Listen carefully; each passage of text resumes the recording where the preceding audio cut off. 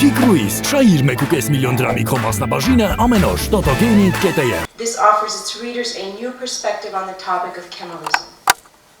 Professor Tեր-Մաթեւոսյան's first book, called Islam in the Social and Political Life of Turkey, published in 2008, won the title of Best Book in Oriental Studies from the National Academy of Sciences here in Armenia. His second book, called The History of Republican Turkey, was published first in 2014 and then extended and reprinted this year. Professor Tሔር-Mաթեւոսյան also has, to his credit, a long catalog of publications in peer-reviewed journals such as Diaspora Studies, Europe-Asia Studies, Eurasian Geography and Economics, Nations and Nationalism, Geopolitics, Turkic and Ottoman Studies, and so forth. He has published extensively in both English and Armenian.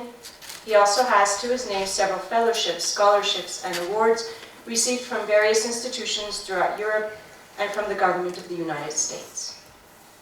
Clearly, I will leave the discussion of this third book's substance to its experts, historians, and will instead say a word about the fact of the book, about the significance of its existence, and hence the opportunities it opens up for us as academics and as Armenians. This is a momentous book. It's a book of historical importance, as it marks the possibility of a turn, a paradigmatic epistemological turn to new spaces, spaces of exploration, intellectual communion, and potential reconsideration of historical perspectives. Last week, Professor Tሔር-Mաթեւոսյան was on a book tour in Turkey at leading universities in Istanbul and Ankara, where his presentations were met with high attendance, numerous questions, widely favorable responses, and a comment that underscores the book's significance for the field of political history and potentially, by extension, for Turkish-Armenian relations. An audience member remarked, "Vahram, because of your book, we need to revise aspects of our historiography." This is the best kind of response to one's work a scholar can hope for, because it speaks to the possibilities of substantive knowledge construction and of shaping a field for posterity, to say nothing of reconsidering history in this context. The publishers of this volume, Palgrave Macmillan, are an international academic and trade publishing company. They came into existence as a result of a merger in 2000 between St. Martin's Press, which is one of the most highly regarded academic presses in the US, and Macmillan Press in the United Kingdom, which has been publishing the greats in English literature and long-standing reference titles since 1843. In the social sciences, Palgrave Macmillan has a history of publishing cutting-edge, pioneering work by researchers for over 100 years. Professor Tሔር-Mաթեւոսյան's book has the advantage of being part of a series called Modernity, Memory, and Identity in Southeast Europe. The series aims to investigate the imperial past of Southeast Europe by a comparative exploration of its modern history with its present socio-political moment. I think it's quite noteworthy and certainly speaks to the quality of the work and the intellectual value of its content that Professor Tሔር-Mաթեւոսյան's monograph was recognized and solicited by Palgrave Macmillan. To have made inroads into the highly competitive world of academic publishing in the West is no small accomplishment. Without further ado, Dr. Tሔር-Mաթeւոսյան.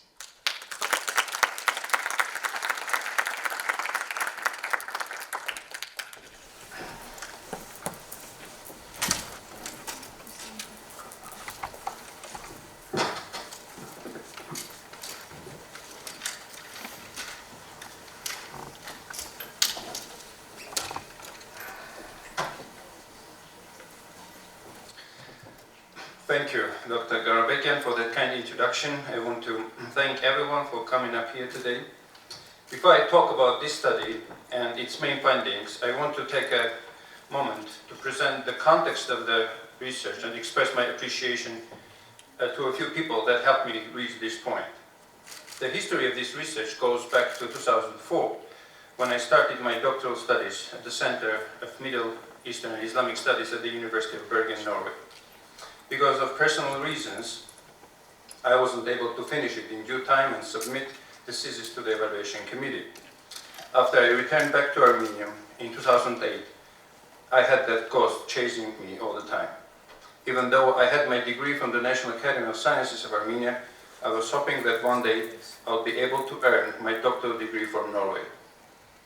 Then in November 2011, I had a brief conversation with Dr. Armenian, who inquired about the progress of my doctoral thesis. His question was yet another strong signal to speed up my research.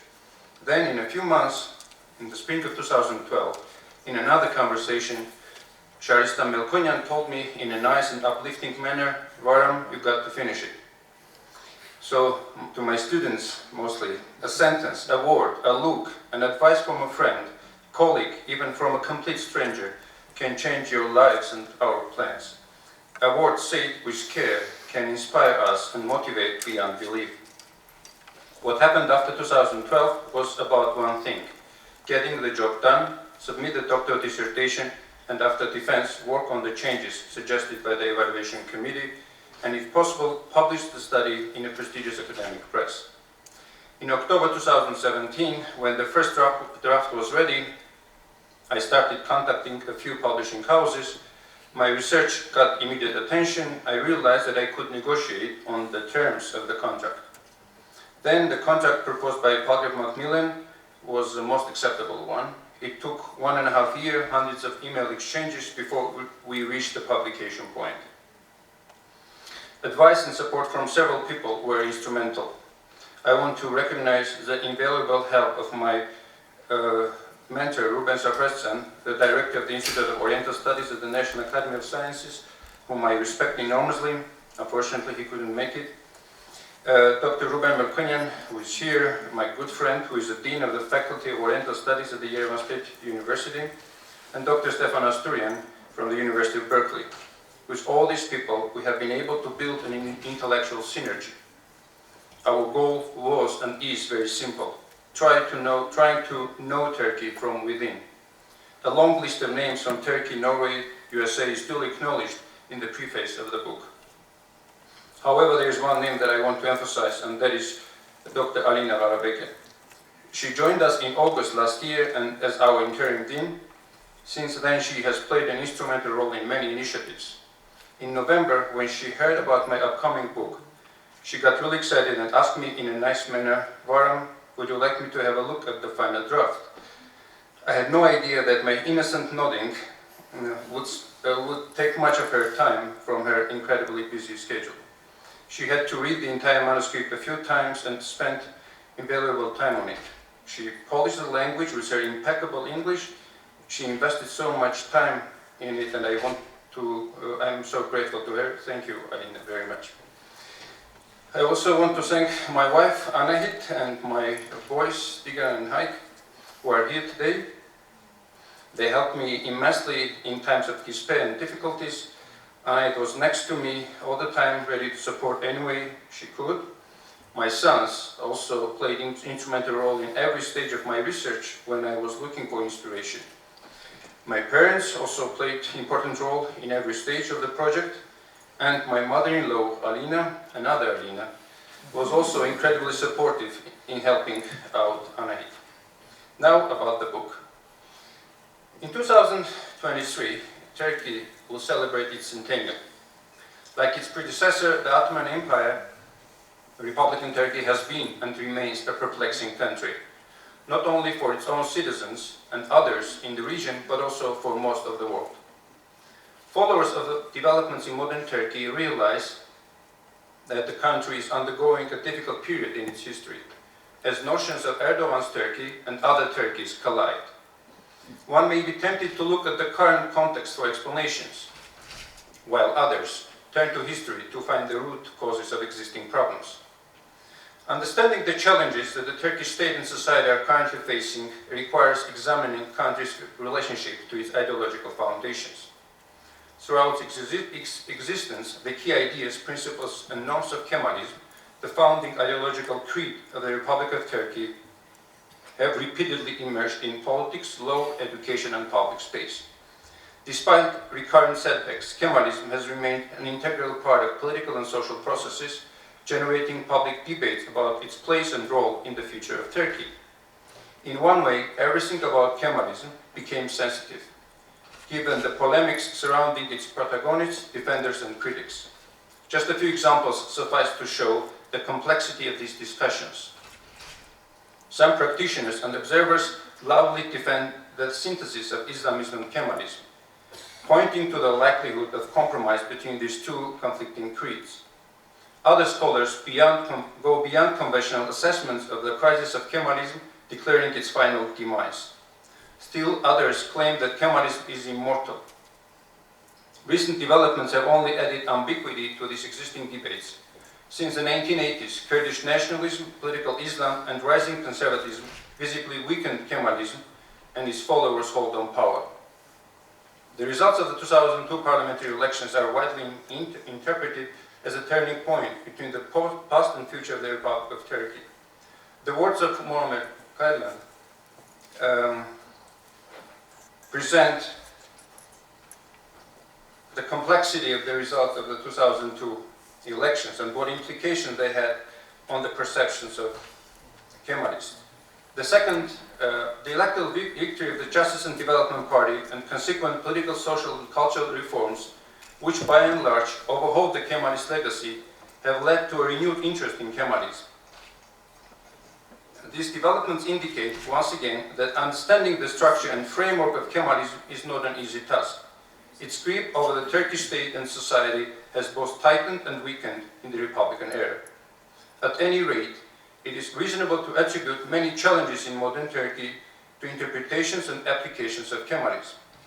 Against this backdrop, this study seeks to illumine another perspective which hopefully expands the breadth and depth of existing knowledge about Turkey and its ideological construction. So the primary purpose of this book is to determine existing problems and perspectives in interpretations of Kemalism. Firstly, it examines the evolution and internal dynamics of Kemalism. A lack of consensus about its structure, content, and form has always existed. Perhaps this explains why Kemalism was used and misused by different actors. The peculiarities of dominance and power are therefore discussed, providing a broader picture of the era that formed the foundations of Kemalism and shaped the behavior of its followers. Kemalism, both as an ideological construct and pattern of transformation, has given rise to numerous interpretations and perspectives. Although it is practically impossible to discuss them all, some major patterns are clearly discernible. It is through the study of these interpretations that several problems have emerged. Second, examining existing problems and gaps in the study of Kemalism. This book deals with the significance of incorporating non-Western interpretations of Kemalism by examining how Kemalist transformation, and particularly the ideology of Kemalism, were seen and interpreted by Soviet observers between the 1920s and 70s. How Kemalism was perceived in the Soviet Union hasn't been an object of scholarly analysis.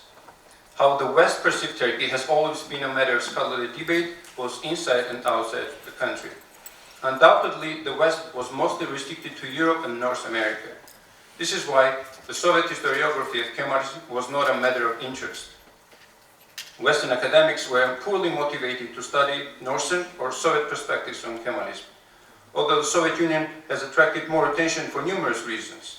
Due to the popularity of leftist views among Turkish intellectuals, the study of Soviet perspectives on Kemalism remains sparse. So this study tackles the following interrelated questions. What are the major problems in the existing interpretations of Kemalism, and how can the incorporation of Soviet perspectives enrich our understanding of Kemalism? And a few sub-questions, which are, what are the major transformative stages of Kemalism and how are they different from each other? How did different development stages influence the interpretations of Kemalism? And how significant is the incorporation of Soviet interpretations of studying Kemalism? And what factors shape the Soviet perspectives? So the argument of this book is that Turkey's Westernization model has powerfully shaped the historiography of Kemalism. By drawing on non-Western, in this case Soviet perspectives on Kemalism, this book challenges and contributes to our understanding of Republican Turkey and its history. Beginning in the 1920s, Soviet research institutions and scholars, together with Communist Party functionaries and diplomats, scrutinized power relations inside Turkey. Not only the concepts of Marxism-Leninism, but also geopolitical concerns influenced their critical views and interpretations of Kemalism. Identifying the meanings, virtues, and weaknesses of Kemalism, they insisted on the political significance of classes and class relations for understanding basic structures featuring the Turkish politics and society. They recognized early on the inherent contradictions of Kemalism's ideological hegemony and the inevitable social and political consequences. This rift curbed Kemalism's popularity and precluded the broader legitimacy that its advocates sought in society. This divide also portended the religious turn in Turkish politics that started in the 1950s and would come to dominate the conservative political parties. So the book has 8 chapters. The first chapter discusses the problems of definition and historiography of Kemalism, mostly discussing the gaps in the existing definitions. The second, third, and fourth chapters are about discussion of Kemalism and its major transformational phases from the 1920s all the way to 1970s. Then the sixth chapter discusses the problems of perspectives of existing interpretations of Kemalism by trying to expand the existing interpretations and trying to come up with new framework for analysis. And the last second chapters are discussing the Soviet interpretations of Kemalism. The seventh chapter, it is the most eventful the decade in terms of understanding Kemalism, because most of the discussions about Kemalism took place in the 1920s, and the last chapter discusses the developments from the 1930s all the way to 1970s. While the literature on Kemal Atatürk is considerable, discussion of his revolutionary reforms and policies has been marked by a lack of consensus on relevant terminology. At the outset, the national movement, different expressions emerged both in Turkey and abroad, inter alia Kemalists, Kemalist movement, Kemalist revolution, Kemalist Turkey, and so on, which amounted to mere generalizations and descriptive terms. Later, when it became apparent that the Kemalist revolution was not limited to the struggle for independence, but also incorporated the internal affairs of the state, a new general term, Kemalism, emerged. Many observers use this term as a synonym for describing the Kemalist revolution, with an emphasis on its political and social content. So it took some time before Kemalism acquired ideological connotations. Throughout subsequent decades, the principles of perceptions of Kemalism, deliberately or otherwise, went through transformation, reformation, and deformation. Politicians and observers alike have sought to attach new meanings and content to Kemalism. As a result, Kemalism was overstretched and narrowed to its core ideas. One of the profound implications of this pursuit was that it eventually acquired a second name, Atatürkism, or Atatürkçülük. Since its inception, Kemalism produced divergent interpretations and schism over its meaning, not only during its active period, what was also called as an area of high Kemalism, but also after its decline. Different interpretations of Kemalism and ways of referring to it, like Atatürkism, Inonyuism, left Kemalism, right Kemalism, post-Kemalism, neo-Kemalism, can also be seen as indivisible features of many political ideologies. Different efforts to interpret Kemalism proceeded along its 6 principles, or by taking more holistic approaches. Most of the time, the study of Kemalism is seen and understood along its 6 principles. However, these variations and approaches also challenge the traits of Kemalism. The literature on Kemalism is abundant with various characterizations, like a mere ideology, a state ideology, soft ideology, an official ideology, governing philosophy, etc. In addition to these definitions, many others also exist, which are addressed in more detail in the book. Although these formulations dominated the scholarship for decades, some contain limitations, contradictions, and outright problems. So for the sake of analytical and terminological clarity, this research identifies Kemalism both as an ideology and a system of principles. This study uses these 2 concepts interchangeably, depending on the period and context. Kemalism as an ideology is viewed as a normatively constructed collection of ideas and concepts, which are endorsed by a political party or by state institutions like armed forces, judiciary. And Kemalism as a system of principles implies an extensive application of circumstantially adjusted ideas, norms, values, and visions by different agents, which, however, fail to properly contextualize and elaborate the system. This analysis refrains from depicting Kemalism as a single and unitary ideological construct or political project. This approach is based on the argument that since its inception, Kemalism underwent various transformations, both in form and content, and subsequently each period marked by radical domestic and global shifts and challenges, military interventions, regime change, left its mark on the shape and essence of Kemalism and vice versa.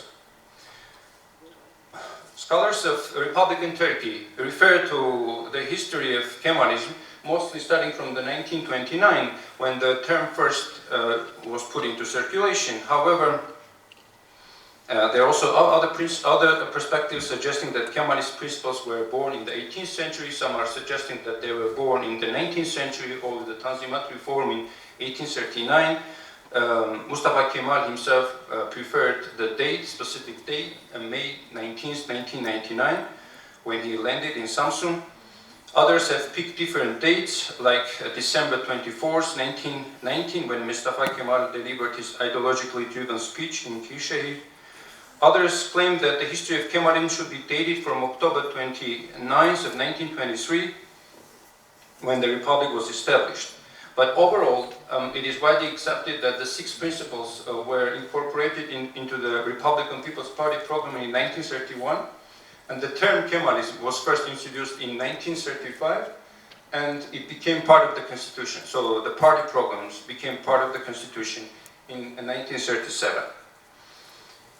So this book ends in 1970s because this decade signified the pluralitative manifestations of different facets of Kemalism. The 1980 military intervention was a deliberate effort to restore statist, republican, nationalist, and secular traditions.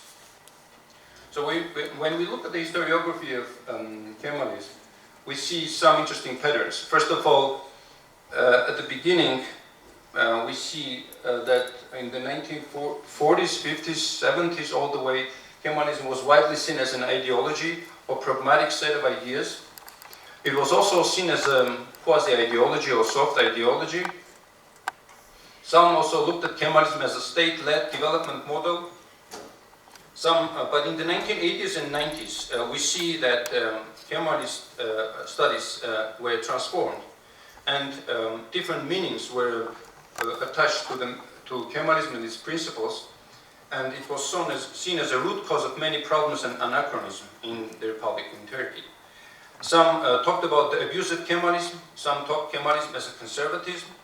Kemalism was also seen as an anti-intellectualism, as ethnocentric nationalism, illiberalism, and anti-democratic intellectual creed. So if we look at the key findings from the literature, we see that Kemalism is mostly seen as a system of thought, ideas, and visions. It was used as a source of legitimacy for elite and opposition, and there were shifting and contradictory contested interpretations of Kemalism, that the ruling party had to shift its and renew its party politics at least 4 times in the 20th century in order to meet the rising demands and the challenges of contested multi-party democracy, and how Kemalism was used and abused by different stakeholders. So one of the chapters discusses different phases of Kemalism. Like I said, the 6th chapter, which I want to talk a little bit more, and that is where I look at Kemalism as local manifestations of global fascism. Scholars have argued that there is no compelling evidence to prove that in the first half of the 20th century, Turkey went through a process that resembled contemporary totalitarianism in Europe and elsewhere. As a result, previous efforts to study Turkey's possible experience with fascism have shared a few common features.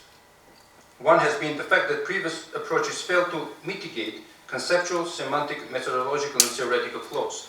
So in this chapter, 6th chapter, I address these issues and argue that Kemalism, at least in the first half of the 20th century, should be, and the Young Turks ideology should be seen as local manifestations of global fascism. And so, when we come to the study of Kemalist historiography, we understand a number of patterns are emerging. First of all, in the last 5 years, a number of books have been published.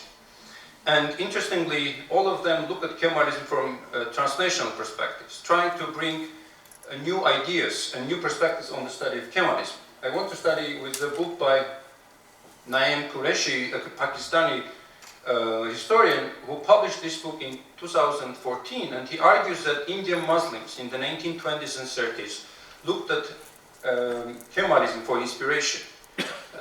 The leaders of Indian Muslims were inspired by the Kemalist reforms and were looking for Mustafa Kemal as a role model. Another book by Stefan Ihrig, Atatürk in the Nazi Imagination. This book argues that Mustafa Kemal, Kemalism, Kemalist reforms were a source of inspiration for Hitler, and Hitler was inspired by Mustafa Kemal Atatürk and his deeds, and how the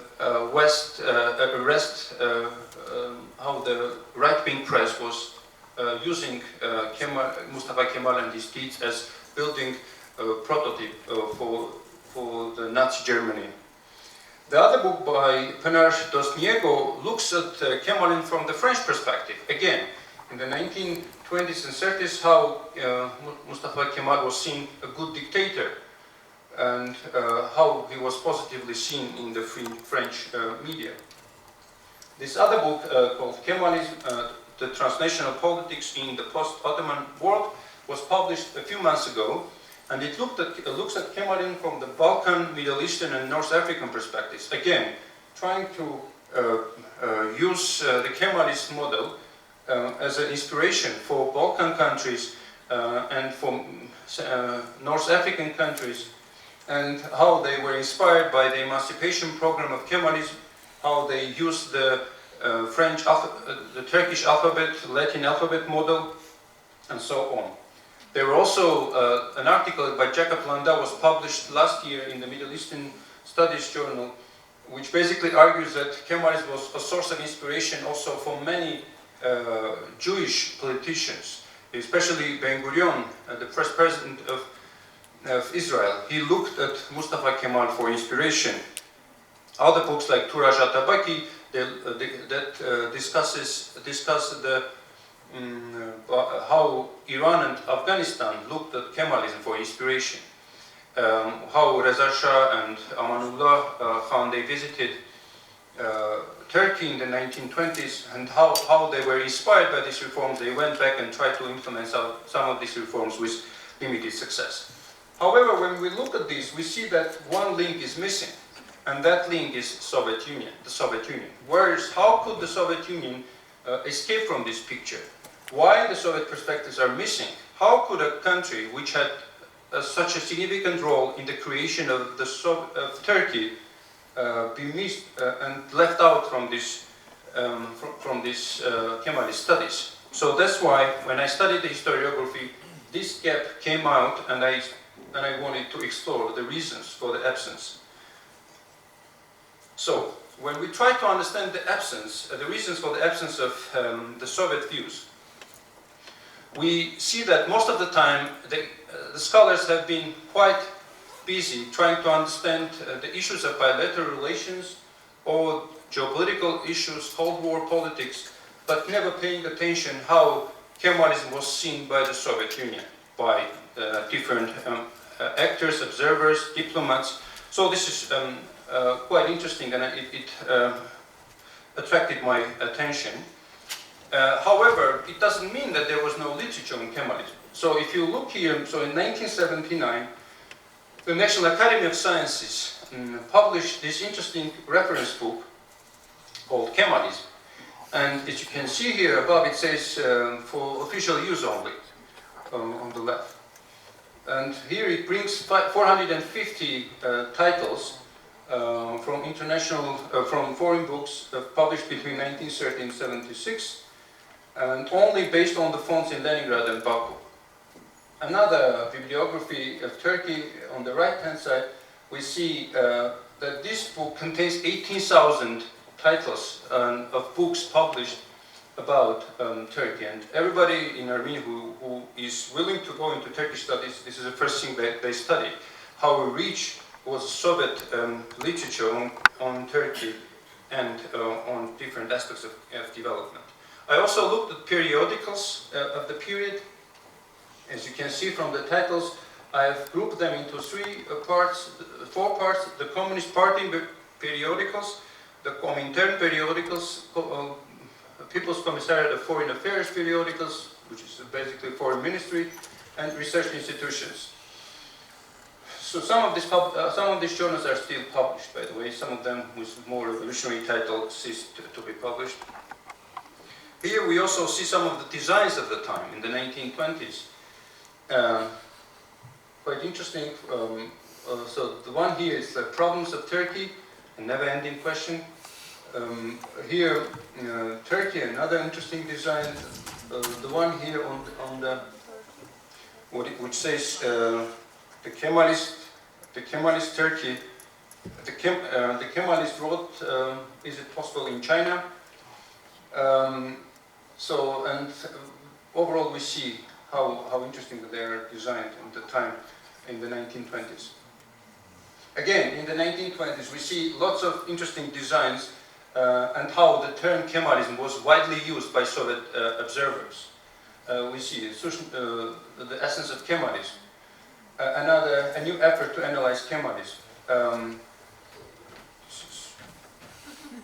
Imperialist rebirth of Kemalism. Kemalism and Islam, Kemalism today. So what makes this interesting, why I emphasize this, that for the first time the word Kemalism in Turkey is used in the 1929.